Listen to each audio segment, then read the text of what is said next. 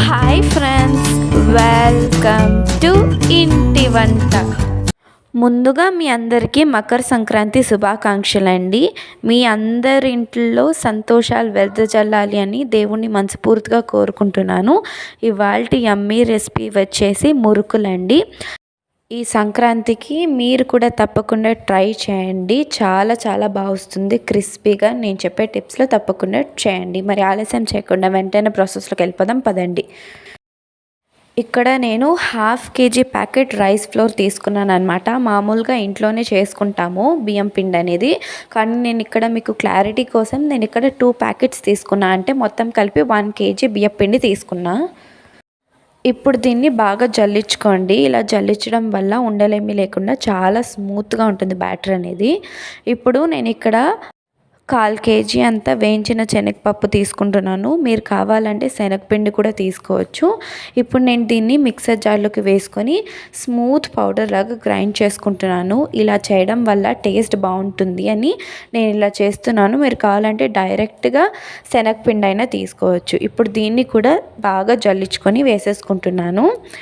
So ఇప్పుడు బియ్యం పిండి ఇంకా వేయించిన శనగపప్పు పిండి మిక్స్ అయ్యేలాగా మిక్స్ చేసుకొని ఇప్పుడు ఇందులోకి రుచికి సరిపడా సాల్ట్, అలాగే 1 టేబుల్ స్పూన్ కారం వేస్తున్నాను. అలాగే 1 టీ స్పూన్ అంత వాముని డైరెక్ట్గా వేసేయకుండా ఇలా చేత్తో కొంచెం క్రష్ చేసుకొని వేసుకోండి. ఫ్లేవర్ చాలా బాగుంటుంది. ఇప్పుడు నేను ఇందులోకి 2 టీ స్పూన్లు అంతా కలోంజీ సీడ్స్ వాడుతున్నానండి. కలోంజీ సీడ్స్ అంటే ఆనియన్ సీడ్స్ అన్నమాట. చాలా చాలా బాగుంటుంది.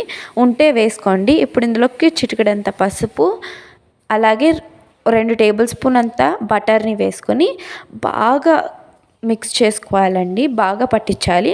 ఇప్పుడు ఇందులోకి వేడి వాటర్ వేసుకొని బాగా మిక్స్ చేసుకోండి. చేత్తో టచ్ చేయొద్దు. ఫస్ట్ గరెట్తో మిక్స్ చేసుకొని ఆ తర్వాత చేత్తో బాగా ఒకసారి కలుపుకోండి. ఇప్పుడు మూత పెట్టి ఒక 5 లేదా 10 నిమిషాలు అలా వదిలేయండి. ఆ తర్వాత ఒకవేళ వాటర్ సరిపోకపోతే కొంచెం వేసుకుంటూ సాఫ్ట్ డోలాగా మిక్స్ చేసుకోవాలి. మరీ ఎక్కువ సాఫ్ట్ ఉండద్దు, అలా మరీ టైట్గా ఉండకూడదు. మీడియంగా కలుపుకోవాలి. అంటే సెమీ సాఫ్ట్గా కలుపుకోవాలి అంతే. ఇప్పుడు దీనిపైన మూత పెట్టి కాసేపు అలా వదిలేయండి. ఈలోపు నేను ఇక్కడ మురుకులది మిషన్ తీసుకుంటున్నాను. నేను ఇక్కడ ఇలా మురుకులది తీసుకుంటున్నాను. మీరు కావాలంటే స్టార్ షేప్, ఏ షేప్ అయినా వాడుకోవచ్చు. ఇప్పుడు ఆ మిషన్కి ఆయిల్ బాగా అప్లై చేసుకున్న తర్వాత పిండిని కొంచెం తీసుకుంటున్నాను. తీసుకున్న తర్వాత వెంటనే క్లోజ్ చేసేయండి, లేకపోతే డ్రై అయిపోతుంది. ఇప్పుడు ఆ మిషన్లోకి వేసుకొని బాగా ఇలా మురుకుల్లాగా చుట్టుకోవాలన్నమాట. నేను ఒక క్లాత్ మీద ఇలా చుట్టున్నాను కదా, మీరు కావాలంటే బటర్ పేపర్, ఆయిల్ పేపర్ దేని మీదైనా వేసుకోవచ్చు. ఇలా రౌండ్గా చేస్తున్నాను. ఇప్పుడు దీన్ని స్లోగా తీసుకోండి. తీసుకున్న తర్వాత వేడి ఆయిల్లో డ్రాప్ చేసుకోండి స్లోగా. ఆ తర్వాత బబుల్స్ మొత్తం తగ్గిపోయేంత వరకు ఫ్రై చేసుకోవాలన్నమాట, ఇటు అటు. ఆ తర్వాత దీన్ని బయటకి తీసుకోండి. ఇలా క్రిస్పీగా చాలా బాగుంటుంది. తప్పకుండా ట్రై చేసి ఎలా ఉందో కామెంట్ సెక్షన్లో చెప్పండి. Thank you for watching. Please like, share and subscribe to my channel.